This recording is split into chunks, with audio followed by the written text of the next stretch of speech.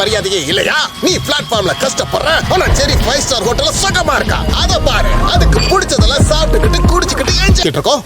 எனக்கு இது சுத்தமா பிடிக்கல. இந்த தடவை வேற மாதிரி முடிவெடுப்போம். என்ன முடிவுங்கிறத டாமே எடுக்கட்டும். ஓகே, பூனை நான் யாருன்னு காட்டிட்டு வா.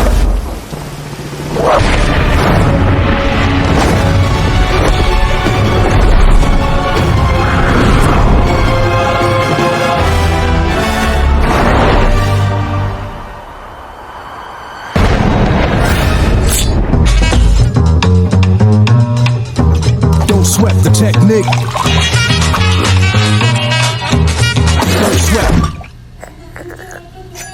Don't sweat the technique.